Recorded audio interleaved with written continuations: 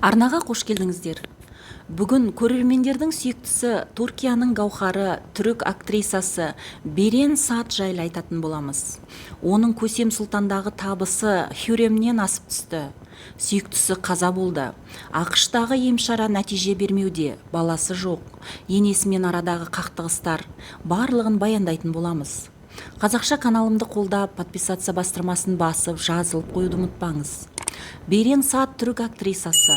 Көрермендер оны жақсы көреді және оны Түркияның гауһары деп атайды. Іскерлік білімі бар қыз алдымен өзін романтикалық сериалдардың жұлдызы ретінде танытты. Содан кейін драмалық жанрға ауысты. Фатмагүл фильмі оған 14 марапат әкелді. Оның кейіпкерінің Көсем империясы көп сериалы жобасындағы танымалдылығы тіпті Мерем Өзерлидің Керемет ғасыр фильмінде Хюрем рөліндегі табысынан асып түсті. Берен жарнамада ойнады, мультфильмдер айтты және түрік киносындағы жоғары төлемді талап етті. Түркия алмазының жарқыраған күлкісінің артында жеке трагедиялар, сүйіктісінің өлімінің қайғысы мен баласыздығы тек оны жанкүйерлерге ғана белгілі. Берен Саат 84 жылы 26 ақпанда Түркияның астанасы Анкарада дүниеге келген. Оның отбасы шығармашылықтан алыс болды.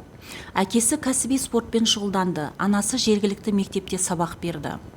Отбасында үлкен ағасы Джем болды. Қыз өте көркем болып өсті, қуана билеп ән айтты. Саат музыка мектебін бітіріп вокал дағдыларын шыңдады. Мектеп жасында ол әртүрлі таланттар байқауына ынтамен қатысып, сахнаға шынымен ғашық болды. 99 жылы қыз өзі оқыған TED колледжіне мюзиклді рөлге ие болды. Саат өндіріске құлшыныспен дайындала бастады. Латын және танго би сабақтарын алды.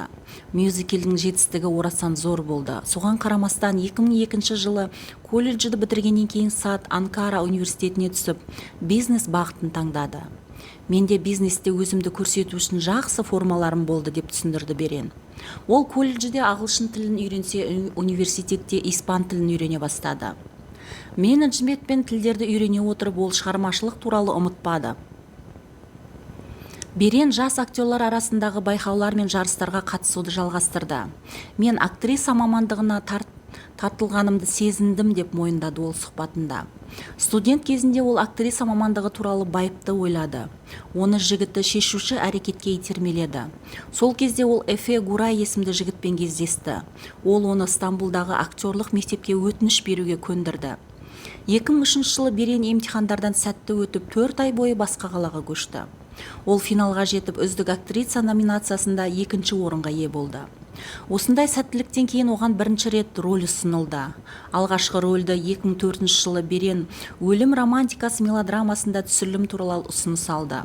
Актрисаның кейіпкері оптимизмді жоғалтпай, өзінің үлесіне түскен шытырман оқиғаларды сәтті жеңді. Сериалда оны әйгілі продюсер Тамрис байқады. Ол махаббат пен жек көрушілік сериясына актриса таңдаумен айналысқан. Саат бірден сынақтарға келісті. Өйткені продюсер өзін тәлімгерлерге даңққа жол ашатын адам ретінде көрсетті. Сааттың қатысуымен бұл жоба 2005 жылы шықты. Актрисаның ерік жігерге қарсы романтикалық кейіпкері басқа рудан шыққан адамға үйленді. Бірақ уақыт өте келе жек көрушілік шынайы махаббатпен алмастырыла бастады. Сериалдың сәттілігінен кейін Берен продюсерлер мен агенттердің ұсыныстарын таңдай бастады. 2006 жылы 20 ғасырдың 50 жылдарына көрермендерді алып келген «Мені есіңе ал» тарихи сериалында ойнады. Ал 2008 жылы ол тыйым салынған махаббат мелодрамасын түсіруге келісті. Бұл серия оны бүкіл Түркияда танымал ететінін білмеді. Сериалдың жеңісі көбіне үйлесімді дуэттің арқасында қамтамасыз етілді. Саат және Кванч Татлыоғлу. Ол рөлге сенімді түрде енгені сонша, ол беделді түрік алтын көбелегі сыйлығын жеңіп алды. Тыйым салынған махаббат әлемнің 20 елінде көрсетілді. Ал актрисаның жанкүйерлер армиясы халықаралық көрермендермен толықтырылды. Оған танымалдылық толқыны түсті. Гедженің қанаттары мелодрамасында Берен ата-анасының өлімінен кек алуда армандайтын революционер рөлін ойнады. Онымен бірге фильмде Мурат Юналмыш пен Иркан Петеккая ойнады. 2010 жылы актриса Фатмагүл драмалық жобада Берен бірден бірнеше ер адам зорлаған ауыл қызын ойнады. Оның еркіне қарсы ол олардың біріне үйленеді және ол тұтқын болады. Фатмагүлдің рөлі мен үшін өте қиын болды дейді актриса. Ол бірнеше ауылдарды аралап, ауыл өмірі мен тәртібі туралы көбірек білу үшін олардың тұрғындарымен жақынырақ танысуға мәжбүр болды. Шиеленісті теленовелла қарапайым көрермендер мен сыншыларды жеңді. Мелодраманы көрсету құқын бірнеше ондаған ел сатып алды. Бұл рөл үшін саат марапаттарының саны 14, оның ішінде тағы бір алтын көбелек бар. 2012 жылы Берен «Мүйіз тұмақ» маусымы фильмінің түсіріліміне қатысты. Саатпен бірге драмада танымал халықаралық жұлдыз Моника Белуччи ойнады. 2013 жылы Берен Эмилия Ван Каф ойнаған әйгілі американдық жобаның бейімделуі болған «Кек» сериясында басты рөлді сомдады. Түрік сериясы 2 маусымның экрандарында жалғасты және түпнұсқаның танымалдылығынан кем түспеді. 2 жылдан кейін «Саат Көсем империясы» деп аталатын әйгілі түрік «Керемет ғасыр» сериалының жалғасында басты рөлді сомдады. Актриса Эрик экранда қарапайым, бірақ күшті кейіпкердің бейнесін бейнеледі. Ол қарапайым күңнің бүкіл Осман империясындағы ең ықпалды әйелдердің біріне айналуын сомдады. Беренмен бірге сериалда Хюля Афшар, Мете Харазоглу және Эркан Кольчак ойнады. Жоба өте сәтті болды және көрермендер кейіпкер Саатты Мерем Үзерлі ойнаған «Керемет ғасыр» сериясы сияқты қатты жақсы көрді. Бірақ жұмыс басталғаннан кейін 1 жыл өткен соң Саат 2 маусымда көрінбеуге шешім қабылдап келісім шартты бұзды. Мұндай шешімнің бір нұсқасында айтылғандай актриса эфирде қартайғысы келмеді және сценарий талап еткендей күрделі макияж жасағысы келмеді. Сонымен 2 маусымда Көсемді егде жастағы актриса Нургул Ишилчай ойнады. Басқа нұсқа бойынша сериалдың даңқы Беренге тек жанкүйерлерді ғана емес, сонымен қатар хейтерлерді де тартты. Ал актриса зұлымдардың сыни пікірлерін ұнатпады. Қалай болғанда да сарапшылар оның талантын бағалады. 2016 жылы Саат үздік актриса сыйлығына ие болды. Ол Дар қиял ғажайып драмалық сериалысында басты рөлді сомдады.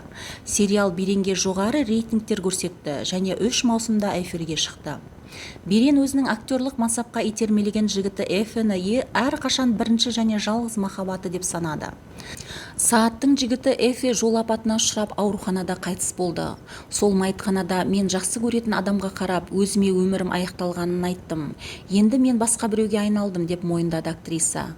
Эфе екеуі 3 жыл кездескен. Берен бұл уақытты оның өміріндегі ең жақсы уақыт деп санайды. 2006 жылы Сааттың актер Бülent Иналмен қарым-қатынасы белгілі болды. Бülent'тің әріптесі Тубамен байланысын талқылай бастағанға дейін олар 3 жыл бірге болды. 2009 жылы ол режиссер Левентпен кездесе бастады, бірақ кейін айырылысып кетті. 2014 жылы Саат өзінен 10 жас үлкен түрік әншісі Кенан Догулуға тұрмысқа шықты. Үйлену тойы Лос-Анджелесте өтті. 1 жылдан кейін папараццилар актрисаның салмақ қосқанын байқады және ол бала күтіледі деп ойлады. Әсіресе Саат әрқашан үлкен отбасыны армандайтынын айтты. Алайда ол жүктілік туралы болжамдарды жойып жұмысын жалғастырды. 2017 жылы актрисаның мансабындағы үзіліс кезінде Кенан мен Берен ақш-қа сапар шегіп, репродуктология пышағында байқалды, бірақ ол сәтті болмады. Бұған дейін олар Түркиядағы осындай клиникалардың қызметіне бірнеше рет жүгінген. 2019 жыл Догулу мен Саат жұптарында дағдарыс болды. Актриса ажырасуға арыз бермек болды.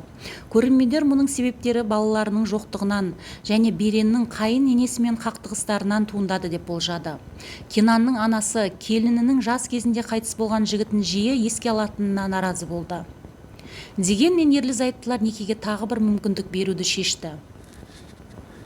Біз қазірдің өзінде ажырасып кеттік, бірақ біз мұны істей алмадық, өйткені біз бір-бірімізді жақсы көреміз деп атап өтті Берен. 2020 жылы Берен жұбайының жаңа альбомын жазуға қатысып бірнеше әнге мәтін жазды. Ал 21 жылдың актриса Эфенің ағасы Гурай Яманның үйлену тойына куәгер ретінде шақырылды.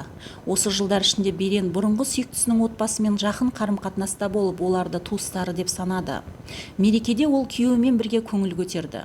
Сааттың жарқын келбеті оған көптеген жарнамалық келісімшарттар әкелді.